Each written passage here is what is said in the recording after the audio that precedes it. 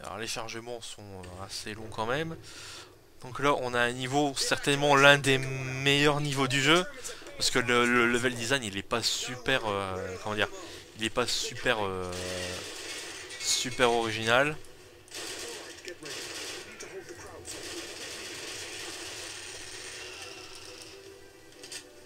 Et voilà, que dire.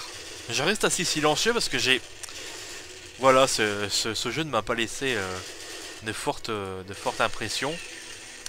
Il est pas génial graphiquement, techniquement. Durée de vie assez mince. Une intelligence artificielle inexistante.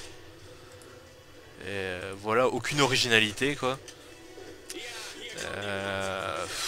Voilà quoi, c'est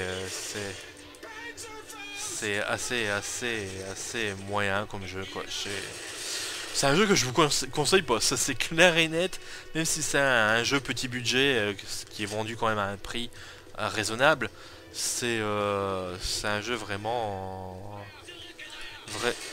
quelconque. J'aime pas. C'est tout ce que j'ai à dire sur ce jeu. Là, on va voir le passage obligé de la sulfateuse, comme dans tous les FPS qui sont pas très originaux. Alors, là, le passage à la sulfateuse, il est aussi. Voilà, alors quand on tire, on voit plus rien. Ça bouge dans tous les sens. Bien sûr, on a une jauge de chauffe. Si on laisse tirer trop longtemps, forcément, l'arme chauffe et après on peut plus l'utiliser pendant un certain moment. Alors des passages à la sulfateuse comme ça, vous en aurez 2 ou 3 dans le jeu quoi. Il y en a pas beaucoup donc heureusement quoi, parce que c'est assez bidon ces passages là. Alors là je vais devoir quitter. Alors bien sûr je suis bloqué comme d'habitude. On peut courir, hop, le mec n'est jamais fatigué donc c'est pas plus mal. Les niveaux sont assez courts. Alors on a déjà fait la moitié du niveau, l'air de rien. On a bien sûr des medikits qui traînent un peu partout dans le jeu. On va changer d'arme, tiens. Hop, on va prendre la MP40.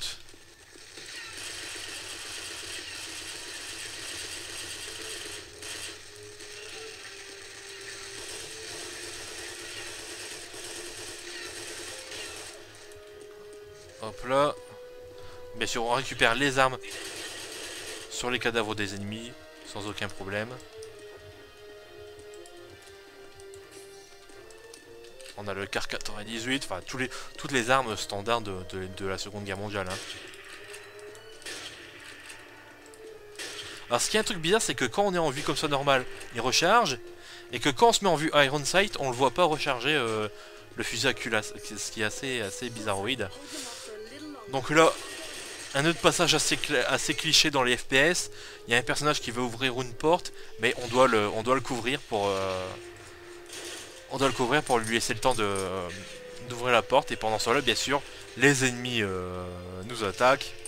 Sauf que là, j'ai plus une seule cartouche. Donc c'est très mauvais. Le mec se fait tuer. Tant pis pour lui.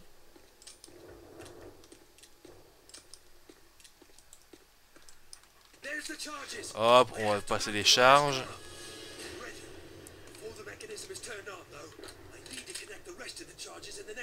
Alors le doublage, j'en ai pas parlé, le doublage américain, il est, comment dire, ultra caricatural et ultra mauvais. C'est fait par des intermittents du doublage, très certainement, mais le jeu est vraiment enfin, le doublage est vraiment très mauvais. Un jeu techniquement moyen, une durée de vie est très courte et une difficulté assez mal dosée quand même dans l'ensemble, font de ce jeu vraiment un jeu petit budget euh, très moyen. Voilà. Que dire de plus? Rien. C'est qu'on arrive. Je vais quand même finir le niveau là. On est arrivé à la fin. Hop, ça va exploser.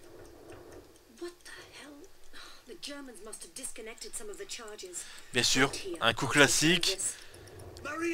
La dynamite explose pas au bon moment, le personnage y va, il se fait... on croit qu'il se fait tuer, mais non, elle se fait pas tuer.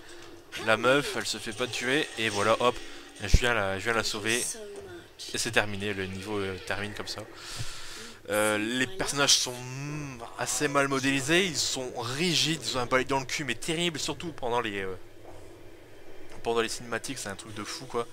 Et voilà, terminer la mission, c'est... Tout ce que j'ai à dire, c'est n'achetez pas ce jeu, vous serez forcément déçu, il est vraiment trop moyen pour ça quoi. Donc sur ce, ben moi je vous laisse, et puis je vous dis à bientôt pour une prochaine vidéo.